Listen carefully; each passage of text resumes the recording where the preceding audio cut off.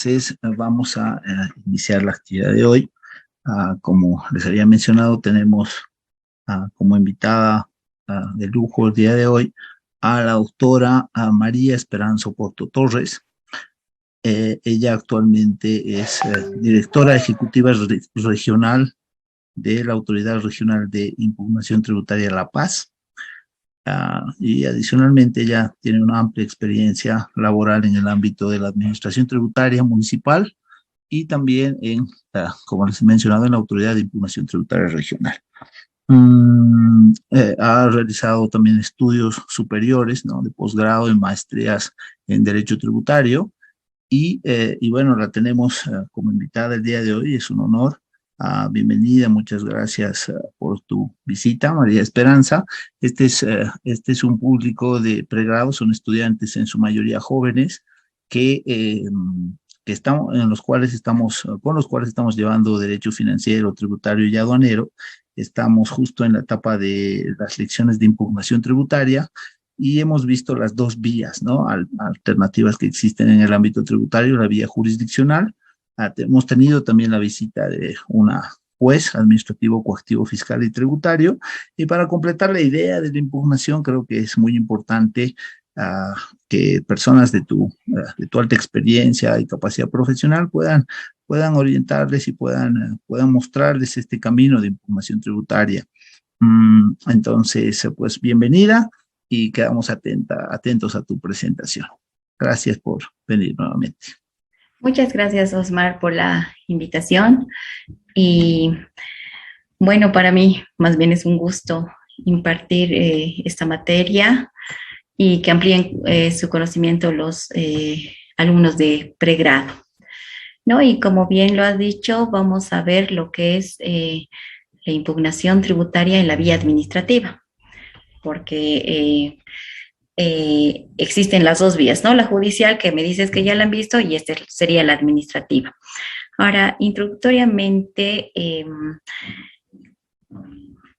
seguramente ya saben, digamos, que para llegar a un acto definitivo se necesitan no siempre procesos de fiscalización, por ejemplo, ¿no? Que hacen las administraciones tributarias, las diferentes administraciones tributarias que son la aduana nacional, que son el Servicio de Impuestos Nacionales, los gobiernos municipales y ahora también la gobernación. Entonces, de acuerdo al artículo 143, del Código Tributario, los actos definitivos son las resoluciones determinativas, las resoluciones sancionatorias y resoluciones que denieguen exenciones, compensaciones, acciones de repetición.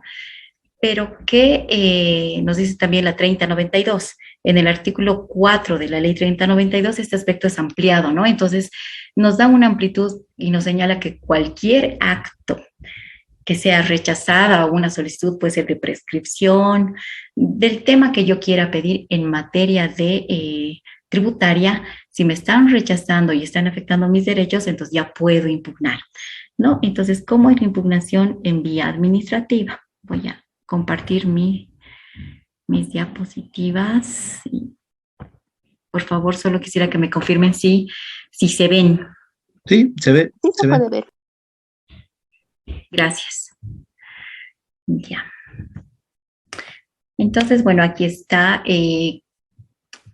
la legislación que establece la impugnación por vía administrativa. Obviamente es el Código Tributario Boliviano vigente, que es la ley 2492. Ahora, todo el procedimiento que se establece para la prosecución de este proceso de impugnación está en el título quinto de la ley 2492. Hace un rato citaba esta ley 3092, ¿no? Viene a ser como un complemento de la ley 2492, que seguramente en un futuro inmediato ya se va a complementar en una sola normativa.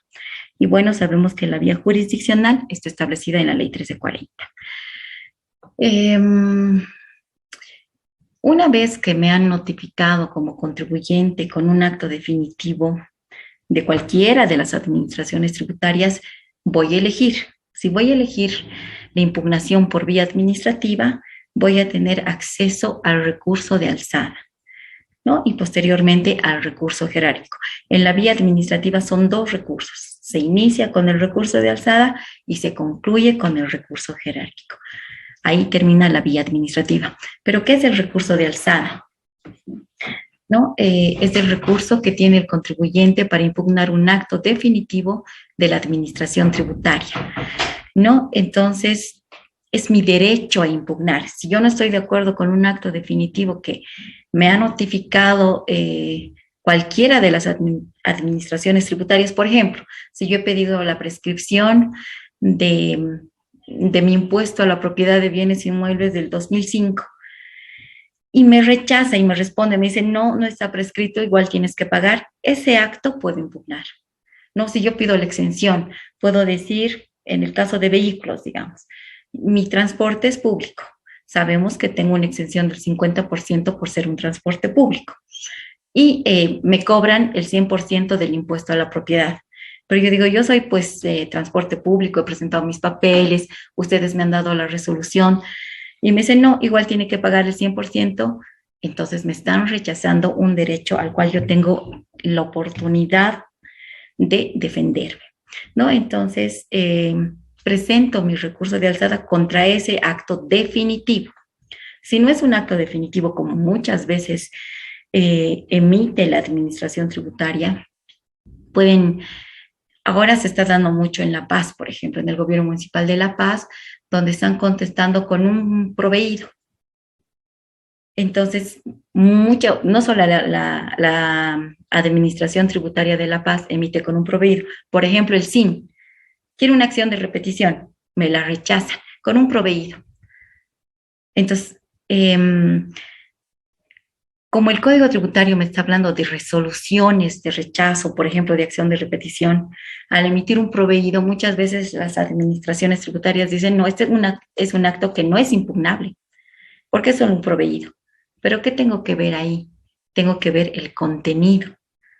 Si el contenido está rechazando o está vulnerando alguno de mis derechos, yo pienso así, me siento afectada, entonces puedo interponer igual, es un acto impugnable. Por eso es importante que aprendan bien, que repasemos el artículo 143 del Código Tributario y el 4 de la Ley 3092, que viene a ser el título 5 del Código Tributario. ¿Por qué? Porque ahí me está diciendo qué actos son impugnables y qué no. Porque en muchos casos las administraciones tributarias señalan y dicen, no, este acto no es impugnable. Entonces yo como contribuyente o como ciudadano de a pie también puedo tener y tengo que saber cuál es mi derecho, ¿no? Entonces me dice la administración no es impugnable y yo creo si no conozco la ley. Entonces tengo que conocer este artículo, es sumamente importante para este tema de impugnación, ¿no? Entonces es un derecho que tiene el contribuyente para poder impugnar un acto definitivo de la administración tributaria, ¿no? Ahora, aquí está en forma reiterativa que el recurso de alzada es admisible contra ¿cuáles? Las resoluciones determinativas. ¿A qué me refiero con una resolución determinativa? ¿Cuándo es una resolución determinativa? Cuando esa administración tributaria ha revisado, digamos, de Juan Pérez, puede ser por denuncia, por ahí no emitir su factura, o en caso de impuestos nacionales, yo puedo decir, no me ha dado la factura al momento de que yo he comprado, no sé, una computadora, y lo denuncio. En el caso de un municipio puede ser que por denuncia, digamos, está construyendo al lado y solo tenía un terreno y tiene que pagar solo por terreno y no tiene permiso tal vez de la alcaldía para construir. Entonces va a la alcaldía, hace su tarea de investigación, ¿no? Entonces, dentro de esa tarea de investigación, contra la persona que esté investigando, que en el ejemplo hemos puesto Juan Pérez, entonces va a revisarle si ha pagado bien su impuesto o no, en el caso de una resolución determinativa. ¿Por qué? Porque va a determinar en todo ese proceso de investigación, va a emitir el proceso de fiscalización. Se inicia con una orden de fiscalización donde le va a decir, Juan Pérez, te notifico con esta orden de fiscalización para que me presentes los pagos de la gestión 2005, 2006, 2007, porque no has pagado, ¿no? De acuerdo al impuesto. Puede ser si es anual, seguro va a ser un impuesto municipal, que puede ser a la propiedad de bienes, que puede ser la propiedad de un vehículo, o, ¿por qué no, a una patente? Yo tengo una actividad económica, igual tengo que pagar una patente. Y si mi actividad económica es permanente, mi impuesto va a ser anual. Entonces, en esos casos va a revisar y va a decir a través de una fiscalización si he pagado o no he pagado. En el caso del cine igual. En el caso aduanero también. Yo importo, no sé, chompas. En el momento de importación solo van a revisar si tengo mi DUI, si tengo los documentos de importación cabales, ¿no? Pero tienen las administraciones tributarias, incluida la aduana, el derecho o la facultad de poder revisar esa importación. Entonces, me puede hacer un control posterior y va a emitir una resolución determinativa. Entonces, en cualquiera de las administraciones tributarias existe el proceso de fiscalización, el cual va a concluir con una resolución determinativa. ¿Por qué? Porque va a determinar un impuesto. ¿Cuánto debe Juan Pérez? Eso va a determinar. ¿Debe o no debe? Entonces, se va a constituir íntegramente en un acto definitivo. ¿Cuándo es una resolución sancionatoria? Si dentro, por decir, de ese proceso de fiscalización que se inicia con esa orden de fiscalización donde le está diciendo te estoy fiscalizando tales impuestos porque creo que no has pagado, me vas a presentar documentación sobre estas gestiones que te estoy diciendo que no debes. Y no presento o presento a medias. Ahí inmediatamente va a surgir una sanción, un incumplimiento a deber formal. ¿Por qué? Porque no estoy obedeciendo a la administración tributaria lo que me está pidiendo, ¿no? Y tengo yo toda la obligación como contribuyente de dotar toda la información que se pueda a la administración tributaria, ¿no? Está dentro de mis obligaciones como ciudadano, como contribuyente. Entonces, no he presentado lo que me pide, entonces se puede iniciar un proceso sumario para establecer o imponer una sanción. No, si no he mandado por ejemplo, mi documentación a impuestos nacionales, tengo que mandar el libro de compras y ventas, no he mandado. Entonces ya me hago pasible a una sanción. Entonces, cuando ya se emite una resolución sancionatoria, también es un acto definitivo que puede ser impugnable, ¿no? Y como me dice el artículo 4, todo otro acto administrativo definitivo de carácter particular emitido por la administración tributaria. Vuelvo al ejemplo, yo solicito prescripción, me niegan, puedo impugnar. Yo solicito una acción de repetición, me niegan, puedo impugnar. Yo solicito una exención, me niegan, puedo impugnar, ¿no? Entonces, puedo impugnar todo acto donde se me esté rechazando una solicitud que afecte mi derecho en materia tributaria. ¿Qué necesito para presentar este recurso de alzada? Necesito presentar ante la autoridad que, no ante la autoridad, tengo que citar la autoridad más bien que ha emitido el acto. En el caso de una resolución determinativa de cualquier acto definitivo, me voy a fijar quién es la persona, la autoridad competente, ¿no? Y se debe presentar ante la autoridad regional de la impugnación tributaria, ¿no? De la autoridad de impugnación tributaria. Si yo vivo en Santa Cruz, entonces voy a presentar pues en Santa Cruz, porque el acto seguramente me lo han emitido una de las administraciones tributarias de esa jurisdicción. Si yo vivo en Cochabamba, voy a presentar a Cochabamba, ¿no?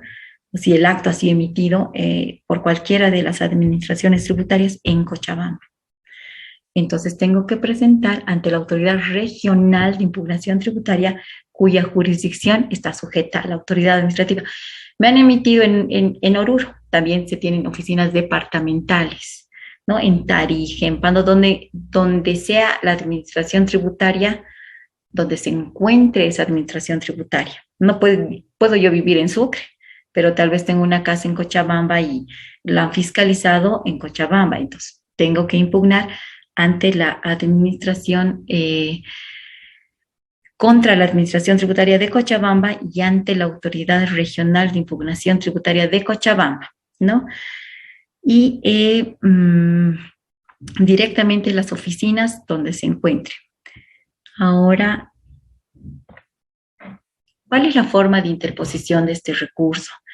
Es importante, es muy importante la forma de interposición de este recurso porque si no puede ser rechazado. ¿Y dónde se encuentran estos requisitos?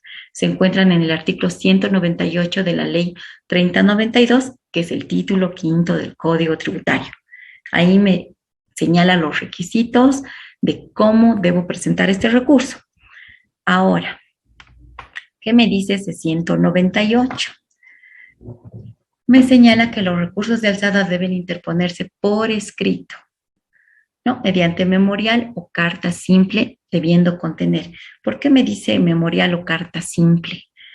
Porque en materia administrativa y por el principio de informalismo que es aplicable a esta materia, no se requiere la firma de un abogado. No necesariamente tengo que contratar un abogado. También por el principio de gratuidad que quiere dar esta institución a todos los contribuyentes, ¿no? Porque tienen el derecho a defenderse en forma gratuita. Entonces se puede presentar cuando es con memorial, es porque contrata un abogado y no hay problema. Pero si yo no quiero contratar un abogado, no tengo los medios y conozco la materia tributaria, puedo presentar por carta simple. Entonces, ¿qué tiene que contener? Tiene que señalar específicamente el recurso administrativo, digamos. Cuando me dice señalamiento específico del recurso administrativo, tengo que decir interpongo recurso de alzada.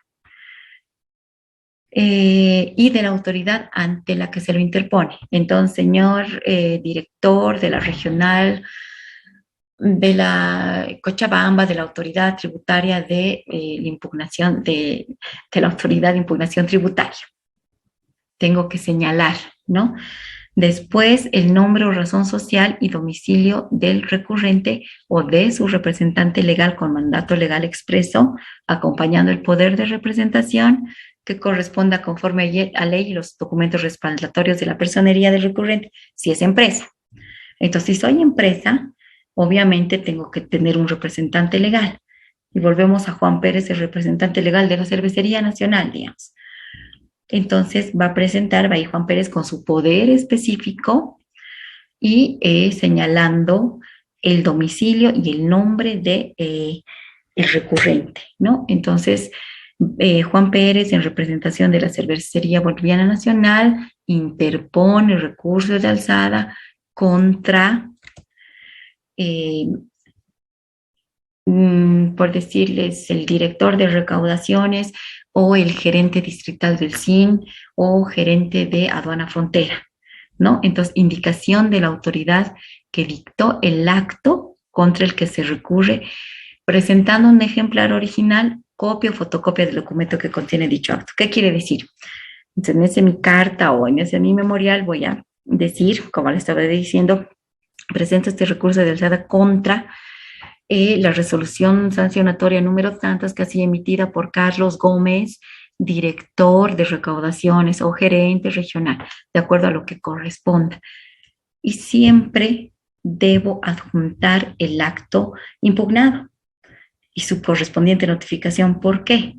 Porque la autoridad regional tiene que verificar el plazo de la notificación si está a tiempo, ¿no? Ahorita vamos a hablar del plazo, de cuánto tiempo tiene, pero tiene que verificar ese aspecto. Por eso es necesariamente adjuntar, puede ser el original o puede ser copia o fotocopia. No hay ningún problema, no se exige siempre el original. Tiene que, nos dice el 198, detallar los montos impugnados por tributo y por periodo o fecha según corresponda, así como la discriminación de los componentes de la deuda tributaria consignados en el acto contra el que se recurre. ¿A qué se refiere esto? Si se ha establecido en una resolución determinativa que el tributo emitido es de 50.000 UFBs, entonces voy a decir estoy impugnando porque estos 50.000 UFBs no corresponde y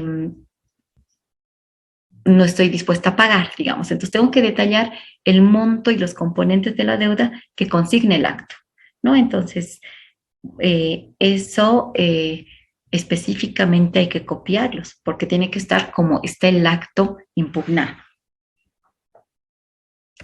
Otro de los requisitos que señala el 198, entre otros, señala los fundamentos de hecho y de derecho, según sea el caso en que se apoya la impugnación. ¿A qué me refiero con fundamentos de hecho? ¿Qué son los fundamentos de hecho? Los fundamentos de hecho básicamente se refieren a contar la historia de lo que ha pasado, ¿no? Yo voy a decir, he sido notificado con una resolución determinativa donde se ha establecido el tributo emitido del IUE porque señala la administración que no he cancelado. Sin embargo, no estoy de acuerdo, he sido notificada en tal fecha, yo no estoy de acuerdo porque sí cumplí con estos pagos, etcétera. Los fundamentos de hecho son como una historia que tiene que contar el recurrente. Y los fundamentos de derecho, ¿a qué se refieren los fundamentos de derecho? Los fundamentos de derecho se refiere a que tengo que sustentar en una norma. Si yo estoy diciendo he pagado con multa, la multa del tributo emitido de acuerdo al artículo 165, estoy impugnando en aplicación del 198, entonces tengo necesariamente que señalar la normativa. A eso se refieren fundamentos de derecho. Si no tienen estos aspectos, puede ser posible que no se le reciba el recurso. También lo que señala el artículo 198 es exponer, dice, fijando con claridad la razón de su impugnación. O sea, ¿qué quiero?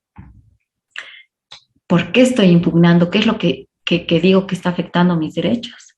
Entonces, pues ir pagado o está prescrito. La razón que yo tengo para impugnar tiene que ser clara, ¿no? Y exponiendo fundadamente los agravios que se invoquen e indicando con precisión lo que se pide, ¿no? Entonces, indicando los agravios, como les digo, todo lo que veo que, o he presentado pruebas, por ejemplo, ¿no? A momento que me han notificado dentro de ese proceso determinativo, yo he presentado pruebas y no las han revisado.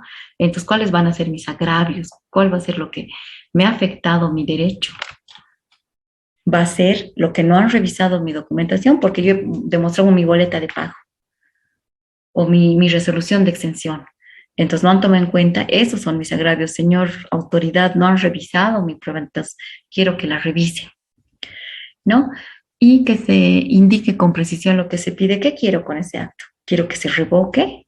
¿Quiero que se anule? ¿O quiero que se revoque parcialmente? Porque puede ser que me haya reconocido una gestión o un periodo y el otro no. Sí, ha pagado este periodo, pero este no. Entonces tengo que pedir claramente si quiero que se revoque totalmente, que se revoque parcialmente o quiero que se anule, ¿no? Entonces debo ser clara en lo que tenga que pedir para que falle la autoridad regional, ¿no? Y por supuesto tengo que poner lugar, fecha y firma del recurrente, ¿no? Como les digo, si no es con abogado, no hay necesidad, la puede firmar solamente el recurrente. Si es con abogado y en memorial, ya va a ir con la firma del abogado y por supuesto del recurrente.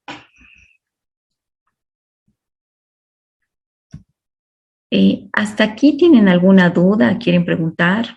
¿Quieren preguntar al final? No sé cómo es, Osmar, la hermenéutica. Si tienen alguna duda, no tengo problema en responder. Sí, lo que estábamos acostumbrados con la anterior presentadora era a preguntar al final, pero si los chicos o chicas quieren preguntar ahora, por favor háganlo. Si no, al final también. Ya. Creo que al final. Ya, perfecto. Entonces, continuamos. Ese es un flujo. Es un flujo de cómo es el procedimiento de impugnación para que se emita la resolución de alzada. Una vez que me notifican el acto definitivo, tengo que estar atenta de la fecha de notificación. Puede ser por cédula, puedo haber viajado por donde estoy y ahora que está muy de moda la notificación electrónica. Sabemos que se ha incluido esa modalidad de notificación a partir del 2016 de la Ley 812 y que ya las administraciones tributarias han sacado su procedimiento de notificación electrónica. Entonces, en muchos casos no se enteran, ¿no? Entonces hay que estar atentos. ¿Cuándo tengo que estar atento yo como contribuyente? Si yo soy una persona comerciante, por ejemplo, en el caso de aduanas, estoy inscrita como comerciante, no voy a tener lugar a negarme esa notificación porque yo soy comerciante, estoy en la actividad, ¿no? Entonces, yo he dotado mi correo, y si no he dotado correo, está en mi portal. Igual en el Servicio de Impuestos Nacionales me dan mi número, mi clave para como usuaria, como contribuyente. No es necesario que yo dé un correo, ¿no? Porque la gente dice, yo nunca he dado mi correo, pero eres usuario, eres recurrente, no sé, eres constructor, no sé, tienes tu restaurante, tienes una discoteca. Entonces yo tengo mi usuario y yo tengo que estar revisando cada vez porque esa forma de notificación es totalmente aceptable, totalmente legal, ¿no? Entonces ahí que en muchos casos, ahora por ejemplo tenemos en la autoridad de impugnación muchos casos que no han visto, no han podido impugnar. ¿Por qué? Porque se han hecho vencer el plazo de 20 días que dice el Código Tributario a partir de la notificación. Entonces ya sea una notificación personal, ahí ya tengo todo el chance, por decirlo así, para computar los días y estar atenta a que no se me pasen los 20 días de plazo que establece el código. Una notificación por cédula, ahí tal vez es un poco peligroso porque he viajado, mi oficina está cerrada, mi domicilio, van, la cuelan ahí y a veces hasta por ahí el vecino la descuela, no sabemos, pero hay que estar atentos en la forma de notificación. Por edictos, peor, tal vez nunca he dado mi domicilio o me he trasladado y no he hecho conocer a la administración tributaria. Bueno, hay diferentes formas, ¿no? Entonces, y como les digo ahora con la electrónica, hay mucho desconocimiento de este tipo de notificación y es cuando te dejan vencer el plazo, ¿no? Entonces, es una recomendación clave, tengo que estar atenta a la notificación. Y si soy contribuyente inscrito, soy comerciante inscrito, o soy una persona natural, pero tengo un inmueble empadronado, tengo un vehículo empadronado, tengo que estar atento. He debido otorgar algún correo en el municipio, por ejemplo, tengo que estar atento, ¿no? Bueno, el Código Tributario nos dice entonces que a partir de la notificación tengo 20 días de plazo. ¿Cómo es ese cómputo de plazo? ¿Cómo voy a contar? La norma me dice en cuanto a los plazos que empiezan a correr a partir del día siguiente a aquel en que ha sido notificado. Si me han notificado un viernes, el día siguiente hábil va a ser lunes. Entonces no voy a contar sábado y domingo, pero solamente para el inicio del cómputo. ¿Por qué? Porque el artículo 4 del Código Tributario me habla de los plazos. ¿Y qué me dice? Me dice que hace una diferencia, ¿no? Que son plazos administrativos hasta 10 días hábiles.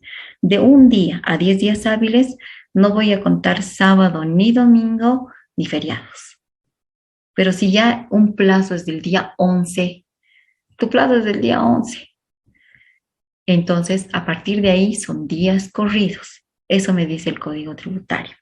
¿Qué quiere decir días corridos? Que no voy a tomar en cuenta ni sábado, ni domingo, ni feriado.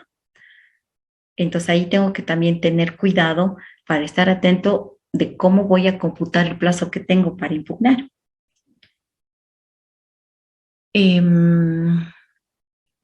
Otra cosa, ya que estamos en el artículo 4, también el Código Tributario señalaba que en materia tributaria no hay el término de la distancia, pero eso ha sido declarado inconstitucional a través de una sentencia, por supuesto, constitucional, que ha dicho no, en cualquier materia se tiene derecho al término de la distancia, ¿no? Entonces, tomar en cuenta si yo vivo, por decirles, tal vez en Achacachi, ahora con los gobiernos municipales que están en esa tarea de fiscalización y dicen no has pagado de tu terreno y yo quiero impugnar, entonces sí voy a aplicar el término de distancia para llegar a los 20 días hasta La Paz, para llegar a la Autoridad Regional de Impugnación Tributaria La Paz o del Alto, que es nuestra oficina departamental. Entonces ahí sí puedo aplicar, ¿no? Pero habrá que medir de acuerdo a la distancia, pero por si acaso si sus códigos tributarios no están actualizados, esto ya ha sido declarado inconstitucional ya hace varios años. Bueno, entonces volviendo al procedimiento de recurso de alzada, una vez que me notifican, cuento el plazo, ya les he dicho, si es viernes, empiezo de lunes, si es miércoles, empiezo del día siguiente hábil aquel en que se me ha notificado. Si es martes y al día siguiente es miércoles, no voy a empezar a computar desde el miércoles, ¿no? Porque para el inicio tengo que empezar a partir del día siguiente hábil de aquel que me han notificado. Entonces, computo los 20 días, preparo mi impugnación y presento el recurso de alzada. ¿Qué necesito para presentar el recurso de alzada? El 198. Una vez que he presentado el recurso de alzada ante la autoridad regional correspondiente, esta autoridad tiene 5 días para revisar ese, ya sea memorial o esa carta, esa impugnación. ¿Qué va a revisar esta autoridad regional? Va a revisar si se han cumplido los requisitos del artículo 198.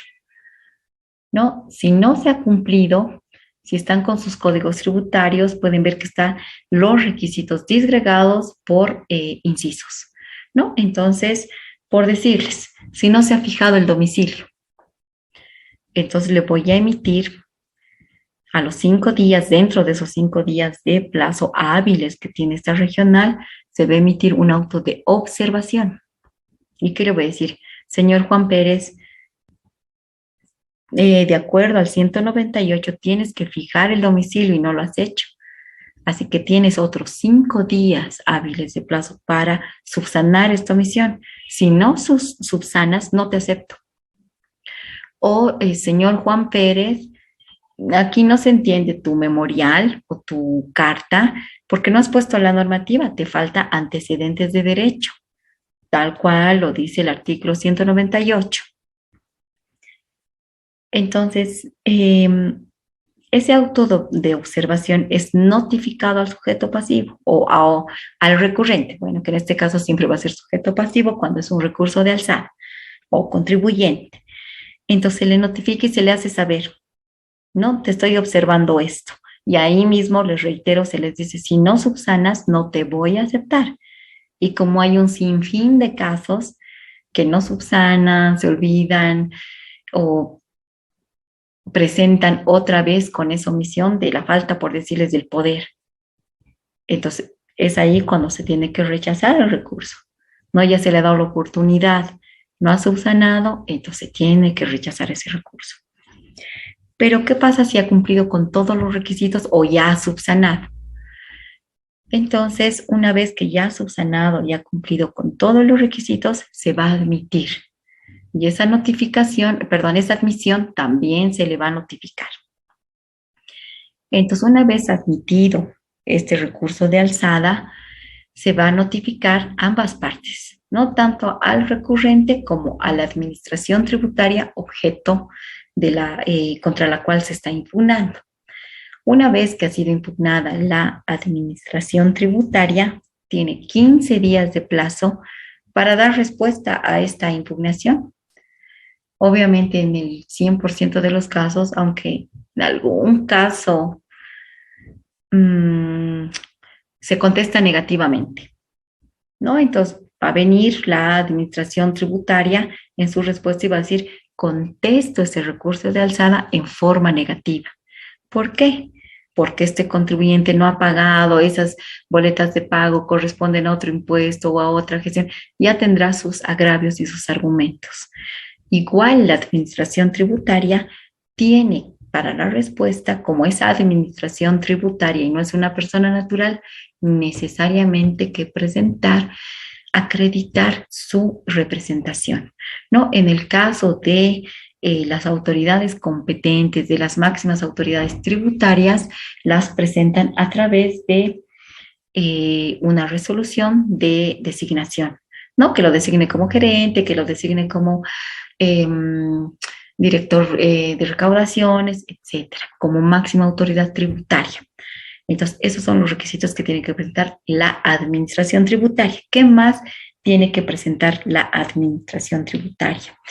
A momento de responder el recurso de alzada, tiene que mandar a la regional todos los antecedentes, ¿no? Si ha sido solicitud de prescripción, la solicitud, por qué le está rechazando.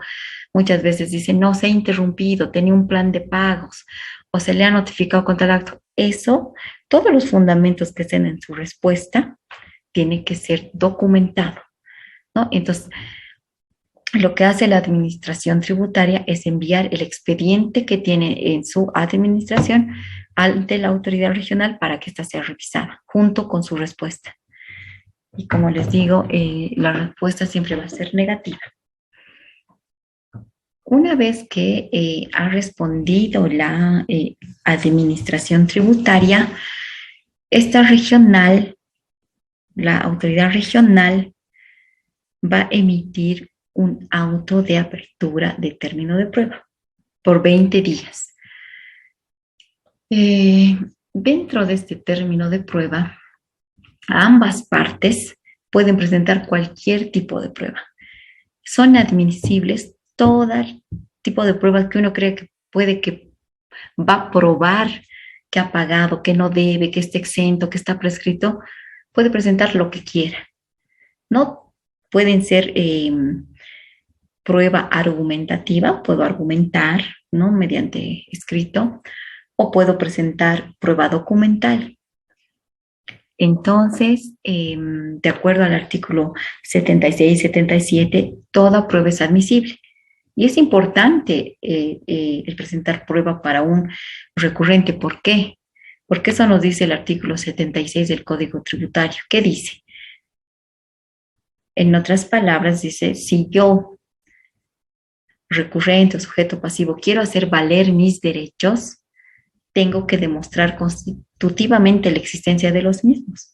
No voy a decir si he pagado y no presentar las boletas de pago o mi resolución de exención.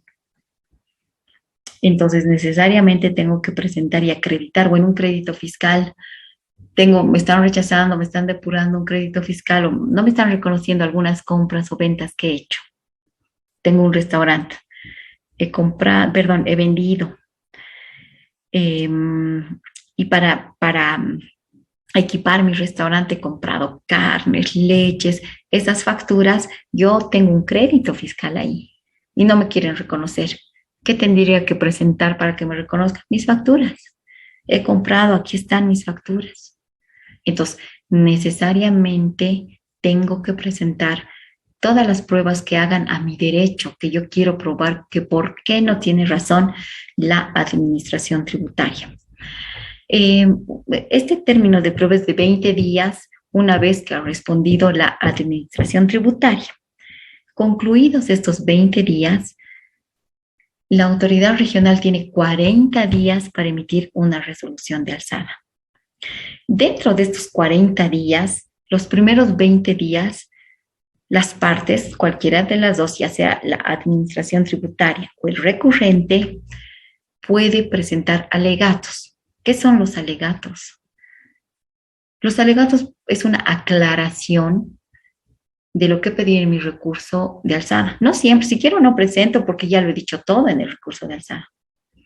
Pero puedo, si quiero aclarar, se pueden presentar estos alegatos en forma verbal. Hay una audiencia que puedo presentar alegatos orales, también escritos. Puedo hacer mediante memorial y presento y refuerzo mi recurso. Pero como quiero que me entiendan, quiero explicar mejor, entonces prefiero presentar alegatos orales. Cualquiera de las partes. Puede venir tanto la administración tributaria como el recurrente. Y si el recurrente es el que presenta sus alegatos orales, se notifica a la administración tributaria para que esté presente o viceversa. Tal vez la administración tributaria quiere también explicar oralmente, presenta, entonces le notifica al recurrente para que esté presente. Entonces, dentro de estos 40 días de plazo que se tiene para emitir la resolución, los primeros 20 puede puede aceptarse estos alegatos orales o escritos. Una vez que ha concluido estos 40 días, se tiene que emitir ya la resolución de alzada. Pero, ¿qué pasa si un caso es muy ampuloso? O, por decirles, por la carga laboral, se puede ampliar este plazo por otros 40 días más. Ahora, en la autoridad y en toda la IT, se trata de no ampliar. No tenemos un cupo para ampliar, pero se trata de no ampliar. ¿Por qué? Porque queremos que se cumplan nuestros plazos cortos. Porque desde un recurso de alzada y si se va a un recurso jerárquico, el tiempo máximo del proceso son de 6 meses. Y yo creo que cualquier contribuyente quiere que se acabe rápido su proceso. Entonces tratamos de no ampliar. Pero ¿qué pasa? A veces vienen casos de empresas gigantes que hay que revisar más de 200 cuerpos, factura por factura. En esos casos sí se amplía, ¿no? Porque todo es por plazo. Se puede optar por una sola vez y en forma justificada por otros 40 días más, ¿no? Entonces, una vez que ya ha pasado esos otros 40 días, se va a emitir la resolución de alzada. Esta resolución de alzada, ¿qué va a resolver? Va a resolver si va a confirmar el acto impugnado. ¿Cuándo va a confirmar el acto impugnado? Cuando el sujeto pasivo o el recurrente no haya demostrado pues fehacientemente que lo que está impugnando es cierto, no ha podido desvirtuar o decir yo tengo la razón y no la administración tributaria. En esos casos se confirma, ¿no? Ahora se puede revocar, les había dicho totalmente o parcialmente. Entonces, de acuerdo a lo que pide el recurrente, de acuerdo a la defensa, de acuerdo a las pruebas, o se puede anular, ¿no? Muchas veces también se anulan los actos administrativos o actos definitivos de las administraciones tributarias. ¿Por qué? Porque les falta alguno de los requisitos que sus pruebas, como les digo, es por el motivo mayor que se anula. Dentro del proceso le he presentado pruebas, no ha revisado, se anula. O no me ha notificado correctamente, se anula, pero tampoco es de oficio. Tengo que pedirlo, tengo que decir afectado mi derecho por esta razón. En esos casos se puede anular. Entonces, esas son las 3 formas por las cuales se va a emitir una resolución de alzada. Una vez que me han notificado esa resolución de alzada, tengo 5 días también de plazo para pedir rectificación o aclaración, que muchas veces lo hace, por decirles, ha revocado parcialmente o ha confirmado cualquiera de los fallos. Y yo digo, ¿sabes qué? Autoridad regional, no entiendo la resolución, aclárame esta parte. ¿Por qué has dicho esto si no es cierto? Estas rectificaciones o aclaraciones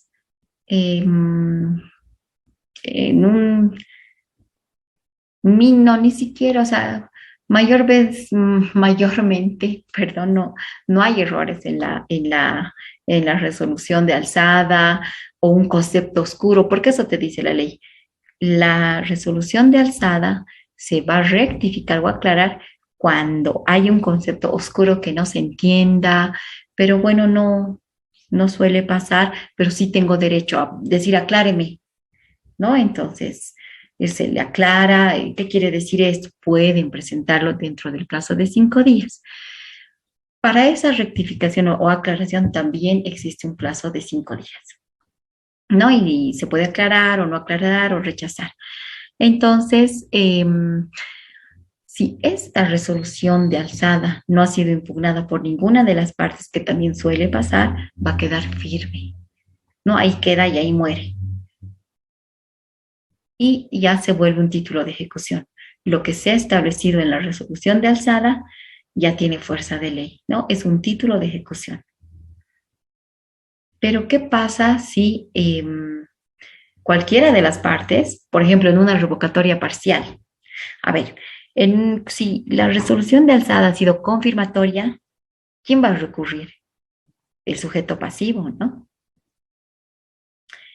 Si ha sido anulada, Y como sujeto pasivo de pedir la nulidad, ¿quién va a recurrir? La administración tributaria, porque va a decir mi acto está bien fundamentado, mi acto sí ha revisado las pruebas, y si ha revocado parcialmente, las dos partes pueden impugnar. El sujeto pasivo por la parte que se le ha confirmado y la administración por la parte que se le ha revocado. Y eso suele pasar recurrentemente. Entonces, ambas partes pueden impugnar y no hay ningún problema. Pero estas son las clases de... también que les decía que cuando ha quedado firme, de acuerdo al artículo 108, son títulos de ejecución, las resoluciones de alzada. Entonces, si no está firme, si me han notificado, también tengo 20 días para pensar si voy a recurrirla, si voy a impugnarla, y existe ahí el recurso jerárquico. Entonces, ¿qué pasa? Es el mismo plazo. Me notifican la resolución de alzada y tengo 20 días de plazo para impugnarla. ¿Mediante qué recurso? Mediante un recurso jerárquico, ¿no? Entonces, en esta etapa administrativa existe un recurso inicial que es el recurso de alzada que puede terminar ahí si nadie impugna. Pero si impugnan, esta es la segunda etapa en sede administrativa y con esta concluye en sede administrativa. Entonces, el recurso jerárquico. ¿Y quién puede impugnar? ¿Quién puede aplicar o utilizar este recurso jerárquico? La norma nos dice que quien considere que la resolución que resuelve el recurso de alzada lesiona sus derechos, puede interponer de manera fundamentada un recurso jerárquico ante la Autoridad Regional de Impugnación Tributaria que resolvió el recurso de alzada dentro del plazo de 20 días. O sea, ¿dónde voy a presentar? Ya ha salido de la Regional Santa Cruz. Ante esa misma regional voy a interponer el recurso de alzada y es esa regional la que me va a admitir mi recurso jerárquico. Si es en La Paz, presento ante la Autoridad Regional de La Paz y es esa regional la que va a admitir su recurso jerárquico, ¿no? Entonces, este recurso jerárquico va a ser sustanciado por la Autoridad General de Impugnación Tributaria. Ya no es regional y es general, ¿no? De acuerdo a las facultades que le otorga el artículo 139, inciso B del Código Tributario. ¿Cómo va a presentar este recurso de alzada, de jerárquico, perdón? ¿No? Son exactamente los mismos requisitos del 198. Se aplica el 198. Va a ser presentado ante la Autoridad Regional de Impugnación Tributaria por escrito, conteniendo lo siguiente. Ya sabemos, es el mismo tratamiento. Ahora, si en la instancia de alzada yo he contratado a un abogado, puche, mi abogado me resultó una macana, entonces ya no quiero presentar por carta simple, puedo hacerlo.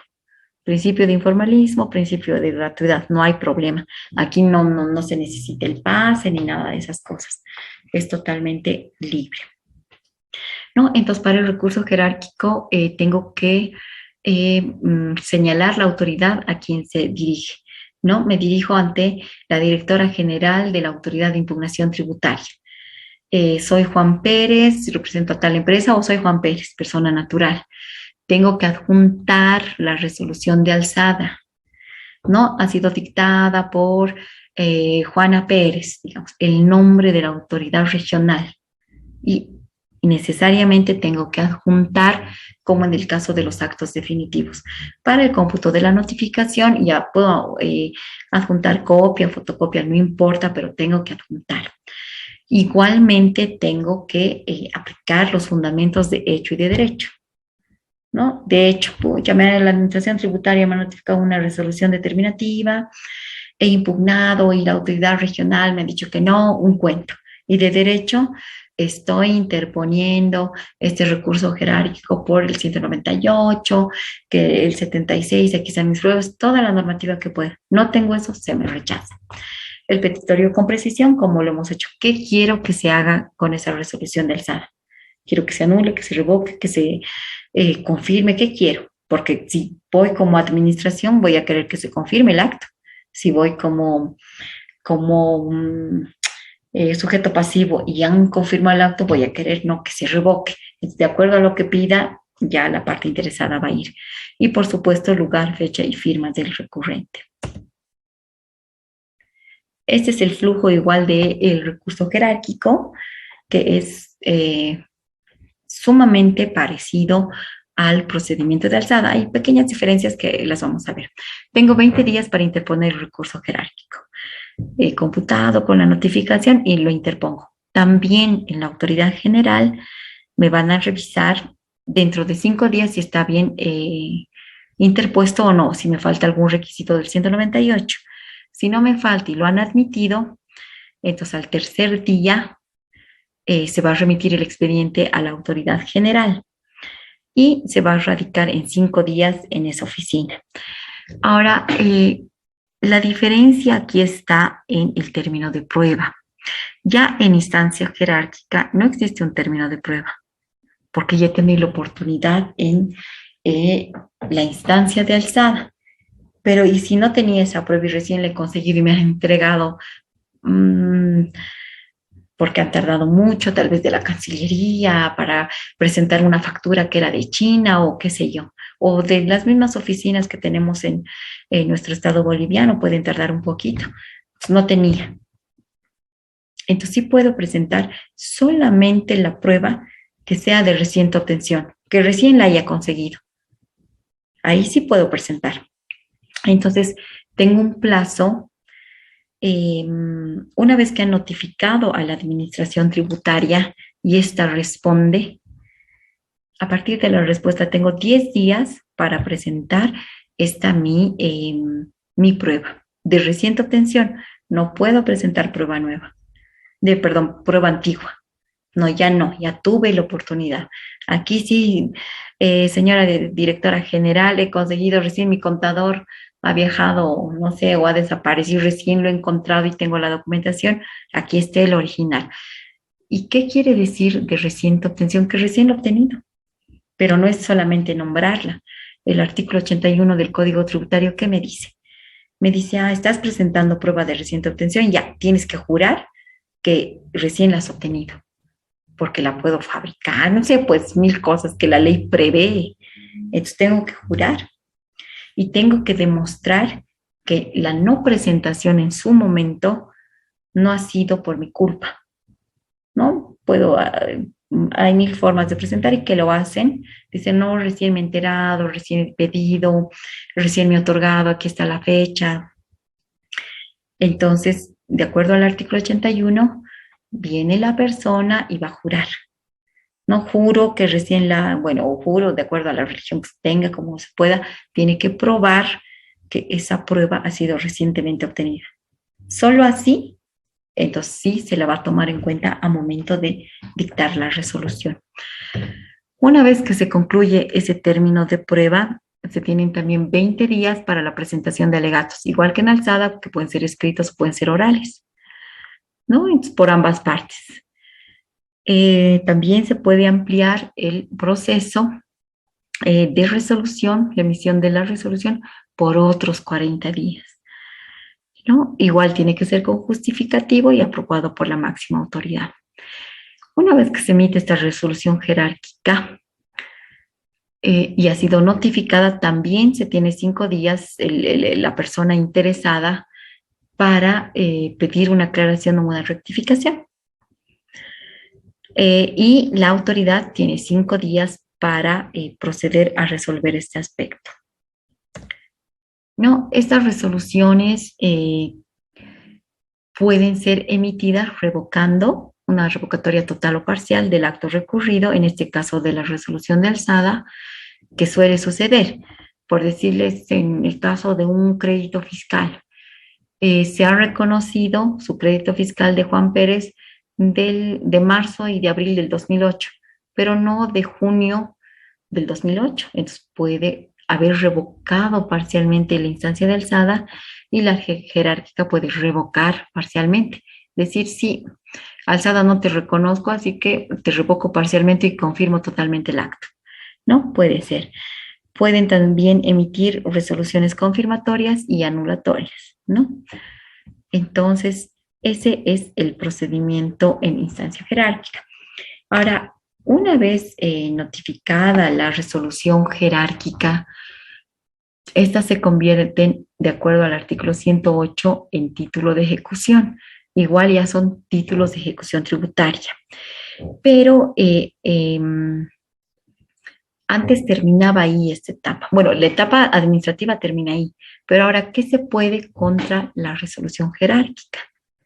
Se puede ir un recurso de amparo dentro de los 6 meses de impugnación, perdón, de notificación. Ha salido la resolución jerárquica, se ha notificado y la parte interesada tiene 6 meses para ver si puede ir un amparo o no. En muchos casos no lo hace y se vuelve título de ejecución. ¿Qué más se puede hacer con este fallo? Puedo ir a un contencioso administrativo, que ya es en sede judicial. Aquí acaba la etapa administrativa. Cuando acaba la etapa administrativa, puedo ir a un contencioso administrativo. Ese es un proceso directamente en Sucre, porque ya es de puro derecho. Voy a ir a demostrar solo lo que tengo razón, mis pruebas, ya no puedo argumentar nada de lo que no he argumentado en el recurso de alzada ni en el recurso jerárquico, ¿no? Entonces va a resolver en puro derecho. Ahora, mayormente estos contenciosos administrativos tardan unos 2 a 3 años en resolverse, ¿no? Entonces uno tiene que estar muy seguro, digamos, de ir, porque sabemos que si no tengo razón, no tengo esa factura, no tengo la documentación, la deuda tributaria va a ir subiendo día a día si es el caso de una resolución determinativa. Y una sanción también, porque va subiendo el interés. Pero si es un rechazo, una prescripción, sé que tengo razón y que no va a subir y que está prescrito, puedo ir, ¿no? Una exención, tengo la resolución de exención, una importación, tengo la DUI, depende del caso, depende de mi seguridad. Yo creo que sí es viable y favorable tal vez ir a un contencioso, ¿no? Aunque en el 100% de los casos eh, se resuelve pues tratando de otorgar una justicia tributaria, ¿no? Esa es la parte de impugnación. ¿Alguien tiene alguna pregunta? ¿Una consulta, una duda, un caso, un ejemplo? ¿Cómo está, doctora? Muy buenas tardes. Buenas tardes. Buenas tardes. Tengo dos consultitas, por favor. La Ya, primera tal vez es un poco básica, pero no he podido entender. Cuando se hace la presentación del recurso de alzada y uno tiene esos 20 días, lo que no entiendo es el cómputo de plazos. Si a partir de la notificación es el día hábil siguiente y sí. decía que a partir del día 11 ya son días corridos, ¿cómo? No sé si lo podría ejemplificar, por favor. Y Ya, la segunda preguntita es de que he tenido varias amigas que tienen sueldos bastante altos y que alguna vez en alguna fiscalización les han encontrado una factura que no, o sea, que no correspondía, que era trucha, por decirlo así, clonada, y nunca se han podido defender en el sentido de que ellas tal vez no han comprado la factura, pero sí les han dado una factura que no era la adecuada. Entonces yo quería saber si el contribuyente puede defenderse alegando de que, bueno, él no ha tenido la intención, le han dado una factura mala. Esas serán mis dos consultas, por favor. ya. En perdón, se me ha salido de pantalla, no sé si, bueno, ya no se ven las diapositivas o se ven. Sí, Ya, bueno, ahí he vuelto, estaba perdida, perdón. A ver, en el caso del plazo para la impugnación, uno es el cómputo de los plazos, ¿no ve? Que la norma no, separa plazos administrativos y plazos corridos, digamos. Entonces, ¿cuándo sé que no voy a tomar en cuenta sábado, domingo ni feriado? Cuando son días corridos. ¿Y cómo me doy cuenta que es día corrido? Porque el plazo, por ejemplo, en el caso de la impugnación, son de 20 días. Son 20 días, son más de 10 días. Entonces ahí es corrido. No se toma en cuenta ni sábado ni domingo ni feriado. Pero, por ejemplo, en un pago de impuesto, en el impuesto municipal a la transferencia, por ejemplo, tengo 10 días para pagar. Entonces es hasta 10 días. Ahí sí voy a tomar en cuenta sábado y domingo, ¿no? Porque es más cortos. La ley dice hasta 10 días. O en el plazo, por decirte, para la admisión o para la observación, si te rechazo, si te admito, son 5 días. No puede, si me han notificado miércoles, que es el día de notificación, 5 días, ¿cómo voy a computar ese plazo? Si es menor a 10 días. Voy a tomar en cuenta sábado y domingo y feriado. Es eso. O sea, es solamente para, les mencioné el artículo 4 para hacer la diferenciación. ¿Cómo voy a computar con sábado y domingo y feriado cuando son plazos a partir del día 11? Pero si son plazos menores como en el de la admisión o el auto de observación, que son 5, entonces no voy a computar no sábado y domingo. Me notifican miércoles. Me han observado, recojo miércoles, pues ya tengo 5 días para subsanar. Entonces tengo jueves, al día siguiente de la notificación. Empiezo jueves, viernes, lunes, martes y tengo hasta el miércoles. Porque como el plazo es chiquito, menor a 10 días, no voy a contar sábado y domingo. ¿Está claro? Sí, doctora, muchas gracias. De nada, María Elisa. Y en cuanto a la factura, he entendido que es cuando presentan como RSI IVA, ¿no ve?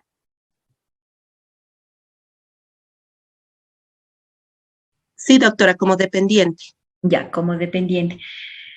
Lo que pasa, a ver, si yo como dependiente estoy presentando mis facturas y me dicen que es falsa o es trucha, yo no puedo saber como comprador. Eso es atribuible al proveedor, pero obviamente esa factura no va a ser válida. Pero hay que ver el caso porque hemos visto que en la realidad mucha gente compra facturas. Ahora, hay que ver, o sea, si yo he comprado la factura, obviamente yo también tengo la culpa, pero si es una tienda bien establecida y me han dado una factura, no creo que lo hagan. Ya el SIN tiene, por decirles, son tan recurrentes estos casos que ya tienen los NIT de las personas que no existen, digamos, porque una librería, bueno, librería no, porque están exentos del IVA, una discoteca, ¿no? Entonces una discoteca va a emitir la factura y ¿qué es lo que va a hacer el SIN? Va a ver si están dosificadas, o sea, si tiene un domicilio, porque hay muchos casos que por el IVA se han dado, y dicen, es trucha, no le hacemos valer ese crédito fiscal al contribuyente y tiene que pagar. Ahora dicen, no, yo no sabía, pero eso ya es difícil probar, ¿no? Porque, a ver, si yo he ido a una discoteca, es la discoteca, no sé, Love City, me dan la factura y yo la presento, pero no creo que Love City me dé una falsa, digamos, ¿no ve? Ahí va a ser solamente atribuible al, en realidad al que ha presentado, porque su crédito fiscal no va a valer y va a tener que pagar. ¿Cuándo va a ser atribuible al proveedor? Cuando ese domicilio no exista, no esté inscrito, eh, porque hacen esa tarea, dicen, ya esta, no sé, este restaurante, no, ni existe. Entonces esos proveedores ya están fichados, por decir, ya se sabe, ¿no? Pero la persona que ha presentado esa factura, no, pues no va a poder beneficiarse con ese crédito fiscal. Porque una empresa seria nunca te va a dar una factura falsa, pues, ¿no? Entonces han debido comprar nomás esas facturas, no les han debido vender y es así. No hay manera, o sea, va a ser atribuible al que ha presentado, digamos, ¿no? Bueno, lo único que va a pasar es que ese crédito fiscal, si su factura era por 8,000, ya el 13% del IVA y todo eso no le van a reconocer y va a tener que pagar, ¿no? Entonces, va a ser así. Está bien, doctora. Entonces, mayormente es atribuible nomás al sujeto pasivo en esos casos. Claro, pero cuando es, digamos, si es un restaurante conocido o no sé, pues un negocio que tiene un domicilio establecido, todo, no va a fallar. Pero si no existe, por decir, yo presento de una discoteca, ya no lo existe, de una discoteca X he presentado, pero esa discoteca no existe. Entonces es al que ha presentado porque de dónde habrá sacado la factura, ¿no ve? Está bien, doctora. Muchas gracias. De nada. Doctora, perdón, Sí, le habla Freddy Alberto. Al mismo tema, sabe que le voy a dar el caso ficticio. Yo tengo una persona que hace las compras, me entrega las facturas, él viaja, desaparecía. tengo las facturas. Hago Ya, mi descargo y resulta que varias habían sido como el caso de la compañera. Pero yo digo, por el principio de publicidad, o sea, por el principio, por la Constitución, tenemos el derecho a información. Entonces, yo debería de tener un sistema informático donde introduzco tanto el número de factura para verificar si estas facturas que me han entregado son reales, válidas, y luego presentar a impuestos mediante mi RCA IVA y no cometer ese error de que no me digan estas facturas son falsas. Yo previamente, porque tengo el derecho a la información, debería de tener ese acceso y verificar estas facturas. debería ser así, porque finalmente aquí el proveedor, bueno, depende cómo se obtenga ahora. Si yo tengo un proveedor y ese proveedor es el que está emitiendo las facturas falsas o duplicadas, que sí se ha dado, debería ser atribuible al proveedor, pero ya ese proveedor me ha perjudicado, ¿no? Ese crédito fiscal ya no sirve para mí. Entonces, ese crédito fiscal no existe. Ahora, las consecuencias sí son para el proveedor, debería ser para el proveedor. Y como les digo, impuestos ya tienen identificados, o sea, a veces presentan NIT y ya se sabe pues que son inventados porque no tienen ni siquiera un domicilio, no existe el negocio, entonces es así. Y debería ser, usted tiene razón, debería haber algo para comprobar, pero depende de dónde, ¿no? Porque mayormente todos los casos que yo he visto es porque se ha comprado la factura, porque si yo voy a un negocio y no existe, ¿cómo van a dar la factura? ¿No? Doctora, perdón, que terminando este detalle, claro, impuestos, la entidad tiene acceso a verificar claro, ellos tienen su base de datos con toda la información de las facturas que están emitiendo diferentes entes, ¿no? Sí, Nosotros, sí, los ciudadanos, deberíamos de tener también ese acceso para ver que no nos engañen, pero sí, estamos engañados. es cierto, porque de verdad que em, hay facturas, o sea, hay proveedores que actúan mal y, por ejemplo, igual en empresas grandes tienen facturas y le dicen, no, este proveedor no existe o ya ha cerrado, pero no es culpa del que quiere acreditarse el crédito fiscal. No, sí, tiene razón, debería haber, porque yo no voy a adivinar que está actuando mal el proveedor. A veces abren también sus negocios, cierran y siguen con las facturas, ¿no? O sea, hay mil maneras, pero bueno, no debería ser atribuible al proveedor, pero les digo, o sea, no se puede evitar, si esa factura es inexistente, que ese crédito fiscal pueda ser válido, porque ni siquiera está inscrita la actividad en el Servicio de Impuestos Nacionales, entonces es un crédito fiscal inexistente, ¿no? Pero es lo máximo que, digamos, puede pasar en un RCIVA, que no me reconozcan el porcentaje de esos 8.000 que como crédito fiscal. Eso es. Gracias, doctor. De nada. ¿Alguna pregunta más? Doctora, buenas tardes. Le habla Freddy Calle. Buenas tardes. Con respecto a una impugnación, o sea, ¿cuál es la ventaja, por ejemplo, si yo impugno vía administrativa con respecto a la vía jurisdiccional? ¿Será los plazos, doctora? Sí, son los plazos, sí, porque esa elección está vigente todavía de la vía jurisdiccional, de acuerdo al anterior Código Tributario. Entonces, solo es elección, ¿no? Yo tengo que elegir. Y la diferencia es esa. Por ejemplo, en la impugnación administrativa, como les digo, un caso hasta culminar con el recurso jerárquico no va a durar más de 6 meses. Pero si me voy vía judicial, son los plazos de un proceso civil y un proceso ordinario, ¿no? Entonces, habría que ver, ahora, mucha gente piensa y he escuchado por ahí diciendo, voy a ir al juzgado para que prescriba, pero no es así, porque hay efecto suspensivo. En si tarda 10 años y yo estoy segura de que no he pagado, todos esos años los intereses van a ir corriendo, ¿no? Pero sí, es la única diferencia, son los plazos, porque evidentemente el juez igual puede fallar como las formas que hemos visto, puede revocar, puede anular, puede confirmar, entonces no hay ninguna diferencia en cuanto a derecho o a que sea mejor o peor, no. Se basan igual en el código tributario y solamente que con los plazos de un proceso ordinario. Gracias, doctora. De nada. Doctora, buenas tardes. Buenas tardes, María Eugenia. Doctora, la autoridad regional, el ARIT, ¿no?, de impugnación tributaria, todos los procesos de alzada y recurso que se presentan son tanto de impuestos internos, de aduanas nacionales y acerca de el impuesto a la propiedad, doctora.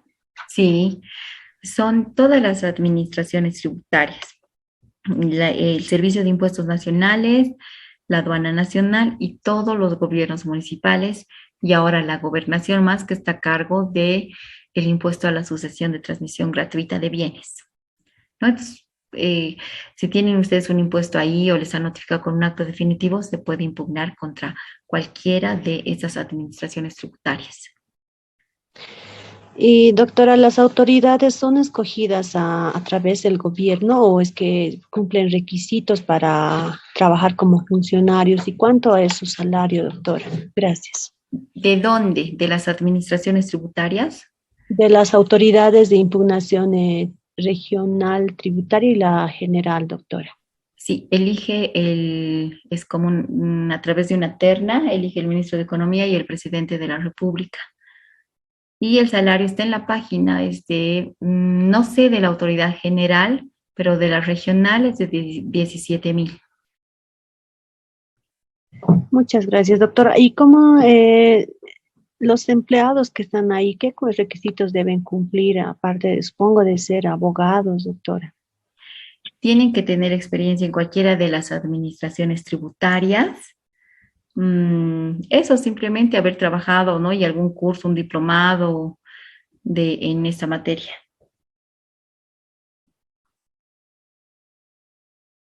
Gracias, doctora. De nada.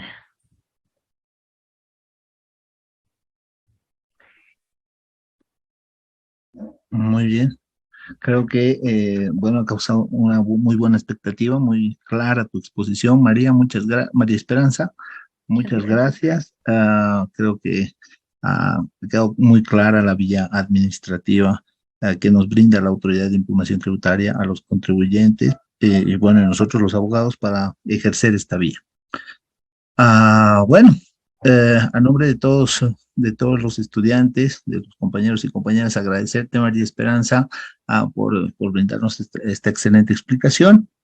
Y bueno, te haremos llegar a nombre de todos los representantes del grupo, del curso, un certificado que acredite la capacitación que has brindado a estos cursos. Muchas gracias. No sé si tienes algo más que decirnos y ya estaríamos cerrando con ello. No, está bien, más bien muchas gracias por la invitación. Yo feliz siempre de impartir o de capacitar sobre esta materia que es tan apasionante y abierta a cualquier otra invitación. Perfecto, muchas gracias. Y bueno, comentarte, Esperanza, que como hace varios años también participaste en las jornadas tributarias, este año vamos a retomar la actividad en virtud ya que se pueden efectuar eventos presenciales en la facultad, algunos seminarios, entonces seguramente ya te haremos llegar alguna invitación o consultarte si tú quieres participar en la misma. Muchas gracias. Muchas gracias. Chao, nos vemos. Chao, hasta luego. Muchas gracias a todos. Entonces, con esto terminamos la clase de hoy y estamos atentos en cada curso a los mensajes. Hasta luego. Hasta luego, Gracias, doctor. doctor. Hasta luego. Hasta luego, doctor. Gracias, doctor. Gracias. Hasta luego, doctor.